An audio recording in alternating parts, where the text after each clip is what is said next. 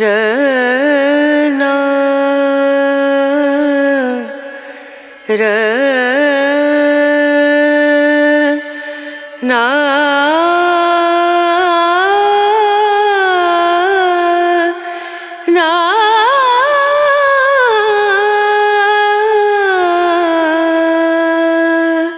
ಇವರು ಮಾತನಾಡಿದ್ರೆ ಕೋಗಿಲೆ ಕೂಗಿದಂತೆ ಆಗತ್ತೆ. ಮೈಕ್ ಹಿಡಿದು ಹಾಡೋಕೆ ನಿಂತ್ರೆ ಮೈ ಜುಮ್ ಎನಿಸುತ್ತೆ. ಇವರ ಧ್ವನಿಯಲ್ಲಿ ಪ್ರೀತಿ ಇದೆ, ವಿರಹವಿದೆ, ತುಂಟತನವಿದೆ, ಕರುಣೆ ಇದೆ, ನೋವಿದೆ, ಗೆಳೆತನವಿದೆ. ಅಂತಿಂತ ಹೆಣ್ಣು ನಾನಲ್ಲ ಎಂಬ ಗಟ್ಟಿತನವಿದೆ.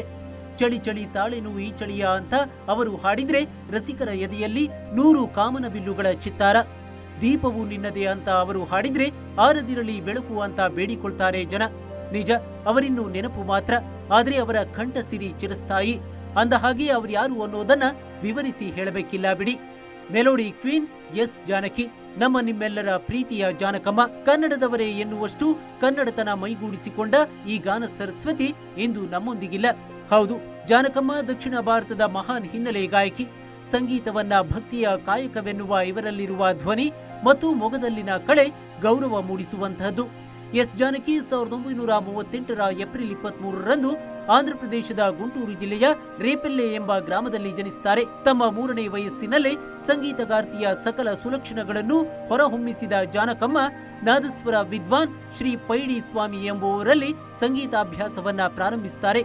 1956ರಲ್ಲಿ ಆಕಾಶವಾಣಿ ನಡೆಸಿದ ಸಂಗೀತ ಸ್ಪರ್ಧೆಗಳಲ್ಲಿ ರಾಷ್ಟ್ರಪತಿ ಬಾಬು ರಾಜೇಂದ್ರ ಪ್ರಸಾದ್ ಅವರಿಂದ ಬಹುಮಾನ ಸ್ವೀಕರಿಸಿದ ಜಾನಕಮ್ಮ ಮುಂದೆ ಚೆನ್ನೈಗೆ ಬಂದು ಸಂದರ್ಶನದಲ್ಲಿ ಲತಾ ಮಂಗೇಶ್ಕರ್ ಅವರ ರಸಿಕ್ ಬಲಾಮ ಎಂಬ ಸುಪ್ರಸಿದ್ಧ ಗೀತೆಯನ್ನ ಮನೋಜ್ಞವಾಗಿ ಹಾಡಿ ಪ್ರಸಿದ್ಧ ಎವಿಎಂ ಸಂಸ್ಥೆಯವರ ಕಾಂಟ್ರಾಕ್ಟ್ ಪಡಿತಾರೆ.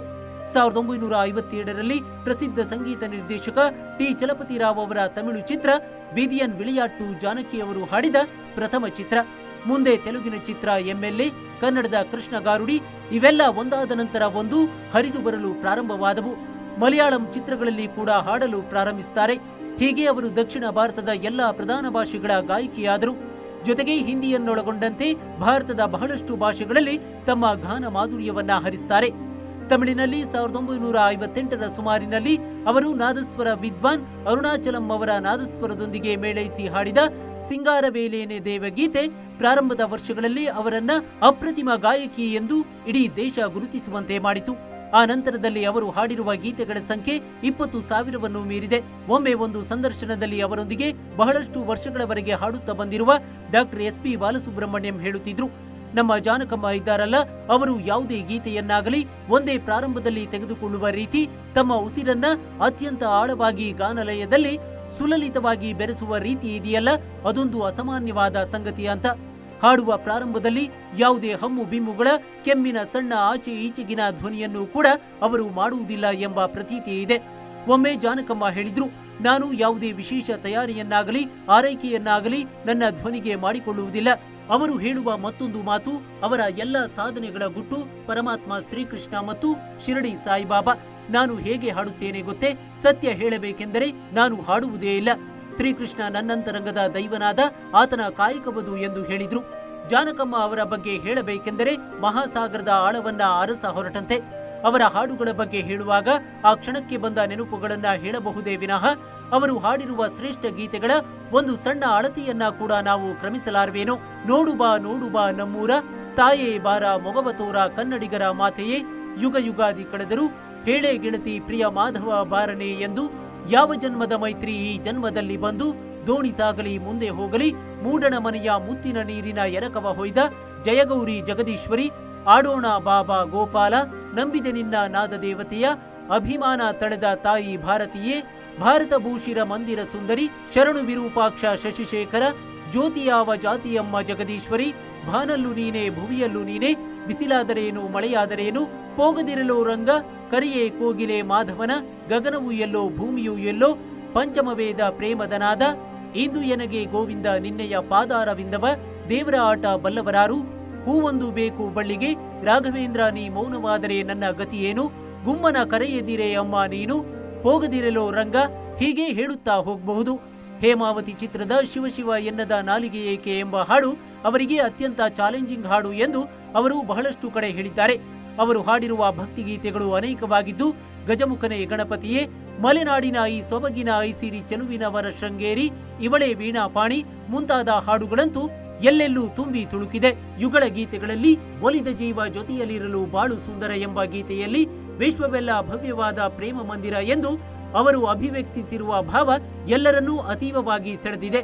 PBS ಅವರೊಂದಿಗಿನ ಕನ್ಯಾರತ್ನ ಚಿತ್ರದಲ್ಲಿ ಸುವಿ ಸುವಿ ಸುವಾಲೆ, ಹೊಂಬಿಸಿಲು ಚಿತ್ರದ ಜೀವವೀಣೆ ನೀಡು ಮಿಡಿತದ ಸಂಗೀತ, ಗಂಧದ ಗುಡಿ ಚಿತ್ರದಲ್ಲಿ PB ಶ್ರೀನಿವಾಸ್ ಅವರೊಂದಿಗೆ ಪುಟ್ಟ ಹುಡುಗಿಯಂತೆ ಎಲ್ಲೂ ಹೋಗಲ್ಲ ಮಾಮ ಎಂದು ಹಾಡುವ ದಾಟಿ, ದೇವರ ಗುಡಿಯ ಕಣ್ಣು ಕಣ್ಣು ಒಂದಾಯಿತು, ಮುಗಿಯದ ಕತೆ ಚಿತ್ರದ ಕಂಗಳು ವಂದನೆ ಹೇಳಿದೆ, ಹೃದಯವು ತುಂಬಿ ಹಾಡಿದೆ, ಧರ್ಮಸೆರೆ ಚಿತ್ರದ ಈ ಸಂಭಾಷಣೆ, ಹುಡುಗಾಟದ ಹುಡುಗಿ ಚಿತ್ರದ ಬೆಳ್ಳಿಯ ತೆರೆಯ ಮೋಡದ ಮರೆಯ ವಾಣಿ ಜಯರಾಮ್ ಅವರ ಜೊತೆಯಲ್ಲಿ ವಿಜಯವಾಣಿ ಚಿತ್ರದ ಮಧುಮಾಸ ಚಂದ್ರಮ, ರಾಜ್ ಅವರ ಜೊತೆಯಲ್ಲಿ ಶ್ರೀನಿವಾಸ ಕಲ್ಯಾಣದ ನಾನೇ ಭಾಗ್ಯವತಿ ಎಂದು ನಾನೇ ಪುಣ್ಯವತಿ, ಹೀಗೆ ಅವರ ನೂರಾರು ಸುಂದರ ಸುಶ್ರಾವ್ಯ ಹಾಡುಗಳಿವೆ. ತಮಿಳಿನಲ್ಲಿ ಕರೈ ಕುರುಚಿ, ಅರುಣಾಚಲಂ ಅವರ ನಾದಸ್ವರದೊಂದಿಗೆ ತಮ್ಮ ಸ್ವರ ಮೇಳೈಸಿ ಅದ್ಭುತವಾಗಿ ಮೂಡಿಸಿದ ಸಿಂಗಾರವೇಲೇನೆ ದೇವ ಹಾಡಿನಂತೆ, ಕನ್ನಡದಲ್ಲಿ ಬಿಸ್ಮಿಲ್ಲಾ ಖಾನ್ ಅವರ ಶಹನಾಯ್ ಜೊತೆ ತಮ್ಮ ಗಾನವನ್ನ ಮೇಳೈಸಿ ಹೊರತಂದ ಕರೆದರೂ ಕೇಳದೆ ಗೀತೆ ಕೂಡ ಒಂದು ಅಪೂರ್ವ ಗಾಯನವೇ ಸರಿ. ಇಂತಹದ್ದೇ ರೀತಿಯಲ್ಲಿ ಎಸ್ ಜಾನಕಿ ಅವರು MS ಗೋಪಾಲಕೃಷ್ಣನ್ ಅವರ ಪಿಟೀಲು ವಾದನ, ನಾಮಗಿರಿಪೇಟೆ ಕೃಷ್ಣನ್ ಅವರ ನಾದಸ್ವರ ಮತ್ತು ಹರಿಪ್ರಸಾದ್ ಚೌರಾಸಿಯಾ ಅವರ ವೇಣುವಾದನದ ಜೊತೆ ಕೂಡ ತಮ್ಮ ಗಾನ ಮಾಧುರ್ಯವನ್ನ ಮೇಳೈಸಿದ್ದಾರೆ. ಎಸ್ ಜಾನಕಿ ಅವರಿಗೆ ಹಲವು ರಾಷ್ಟ್ರ ಪ್ರಶಸ್ತಿಗಳು, ವಿವಿಧ ರಾಜ್ಯಗಳ ಗೌರವಗಳು ಸಂದಿವೆ. ನಮ್ಮ ಕರ್ನಾಟಕ ರಾಜ್ಯದಲ್ಲಿ ಹೊರ ರಾಜ್ಯಗಳ ಗಾಯಕರು ಹಾಡಿದ ಹಾಡಿಗೆ ಪ್ರಶಸ್ತಿ ನೀಡುವುದಿಲ್ಲ ಎಂಬ ಪದ್ಧತಿ ಜಾರಿಯಲ್ಲಿದೆ. ಹೀಗಾಗಿ S Janaki, SPB, PBS, P Sushila, Vani Jayaram ಇಂತಹ ಮಹಾನ್ ಗಾಯಕರಿಗೆ ಅವರ ಉತ್ತಮ ಹಾಡುಗಳಿಗೆ ಪ್ರಶಸ್ತಿ ಈ ರಾಜ್ಯದಲ್ಲಿ ಬಂದಿಲ್ಲ. ಎಸ್ ಜಾನಕಿ ಅವರು ಕೂಡ ಈ ಕುರಿತಾದ ನೀತಿ ಕಲಾವಿದರಿಗೆ ಅಗೌರವ ಎಂದೇ ಭಾವನೆ ವ್ಯಕ್ತಪಡಿಸಿದ್ದುಂಟು. ಆದರೆ ಜಾನಕಮ್ಮ ಅವರು ಪ್ರಶಸ್ತಿಗಳನ್ನ ಮೀರಿದ ಕಲಾವಿದೆ. ಇದನ್ನ ಅರಿತ ಕನ್ನಡ ನಾಡಿನ ಮೈಸೂರು ವಿಶ್ವವಿದ್ಯಾಲಯ ಅವರಿಗೆ ಗೌರವ ಡಾಕ್ಟರೇಟ್ ಪದವಿ ಇತ್ತು ಸನ್ಮಾನಿಸಿದೆ.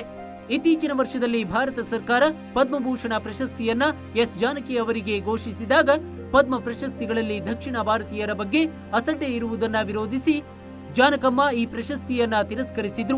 ಜಾನಕಮ್ಮ ಅವರ ಈ ವಾದದಲ್ಲಿ ಹುರುಳಿಲ್ಲದೇ ಇಲ್ಲ. 83 ವರ್ಷದ ವಯಸ್ಸಿನಲ್ಲಿ ನಿಧನರಾದ PB ಶ್ರೀನಿವಾಸ್ ಅವರಿಗೆ ಯಾವುದೇ ಪದ್ಮ ಪ್ರಶಸ್ತಿ ಸಂದಿಲ್ಲ. ಇಲ್ಲಿನ ಅನೇಕ ಪ್ರಸಿದ್ಧ ಕಲಾವಂತರಿಗೆ ಈ ಪ್ರಶಸ್ತಿ ಸಂದಿಲ್ಲ ಎನ್ನುವುದು ಎಲ್ಲರಿಗೂ ತಿಳಿದ ವಿಷಯ. ಈ ನಿಟ್ಟಿನಲ್ಲಿ ಜಾನಕಮ್ಮ ಅವರ ನಿರ್ಧಾರ ಅವರ ಅಭಿಮಾನಿಗಳಿಗೆ ಈ ಪ್ರಶಸ್ತಿಗಳನ್ನ ಮೀರಿದ ಹೆಚ್ಚಿನ ಆರಾಧನಾ ಭಾವವನ್ನ ತಂದಿದೆ. ಇತ್ತೀಚೆಗೆ ಎಸ್ ಜಾನಕಿ ಅವರ ಬಗ್ಗೆ ಅಶ್ವವೇಗದಲ್ಲಿ ಒಂದು ವರದಿ ಪ್ರಕಟವಾಗಿತ್ತು. ಅವರ ಆರೋಗ್ಯದ ಬಗ್ಗೆ ಕಳವಳ ವ್ಯಕ್ತಪಡಿಸಲಾಗಿತ್ತು. ಅವರ ಆರೋಗ್ಯದ ಬಗ್ಗೆ ಕಾಳಜಿ ವಹಿಸುವಂತೆ ರಾಜ್ಯ ಸರ್ಕಾರಕ್ಕೆ ಮನವಿ ಮಾಡಲಾಗಿತ್ತು. ಆದರೆ ಇದಾದ ಒಂದೇ ವಾರದಲ್ಲಿ ವಿಧಿಯಾಟ ಬೇರೆಯೇ ಆಗಿತ್ತು ಎನ್ನುವುದು ವಿಪರ್ಯಾಸ. ಎಸ್ ಜಾನಕಿ ಅಂತಹ ಮಹಾನ್ ಗಾಯಕರು ಎಷ್ಟು ವರ್ಷ ಹಾಡುತ್ತಿದ್ರೂ ಅದಕ್ಕೆ ಬೇಡಿಕೆ ಇದ್ದೇ ಇರುತ್ತದೆ. ಇತ್ತೀಚೆಗೆ ಸಾರ್ವಜನಿಕವಾಗಿ ಹಾಡುವುದನ್ನ ನಿಲ್ಲಿಸಿದ್ರು. ಅವರು ಇತ್ತೀಚಿನ ಹಿರಿಯ ವಯಸ್ಸಿನಲ್ಲಿ ಹಾಡಿದ್ದನ್ನ ಕೇಳಿದಾಗಲೂ ಆ ಧ್ವನಿಯ ಮಾಧುರ್ಯ ಈಗಲೂ ಹಾಗೆ ಇದೆಯಲ್ಲ ಎಂಬ ಅಚ್ಚರಿ ಮೂಡುತ್ತಿತ್ತು.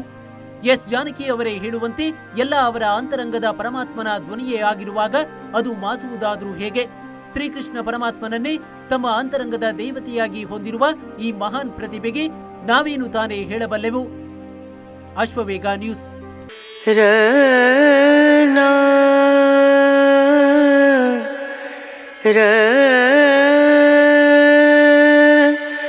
ನಾ